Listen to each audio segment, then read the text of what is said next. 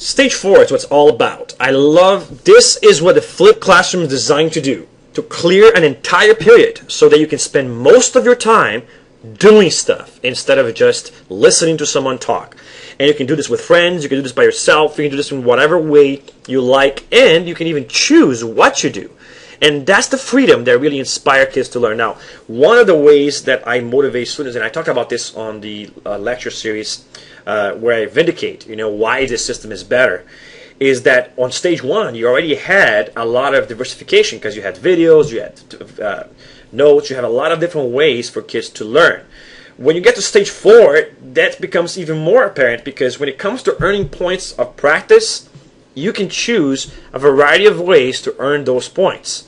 For example, you can do a guided laboratory activity where every topic I usually have 1 or 2 labs about that topic that you can do to pretty much explore the learning of that topic. And those will usually be cookie cutter labs. They have pre-designed instructions that are specific and basically tell the student exactly what to do.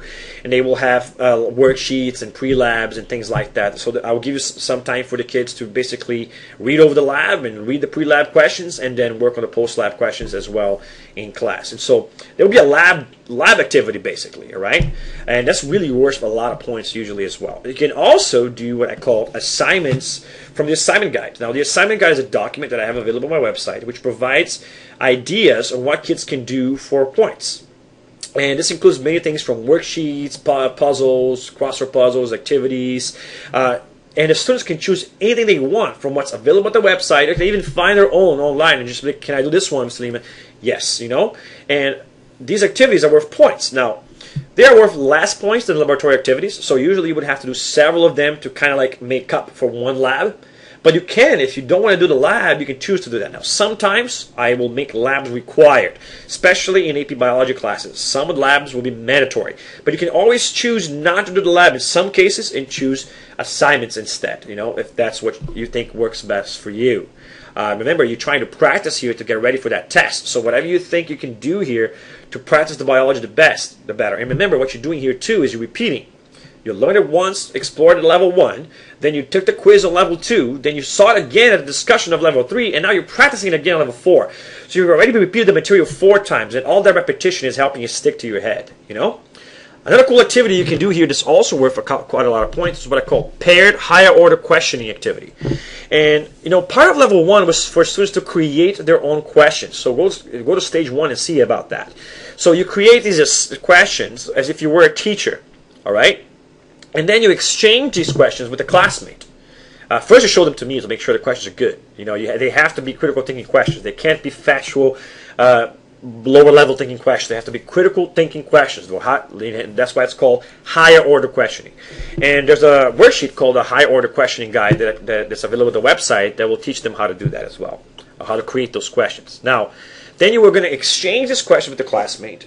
You answer the questions on your own, give it back to your classmate. He grades your questions and tells you how you did. If you didn't get it right, he gives you another opportunity to get it right.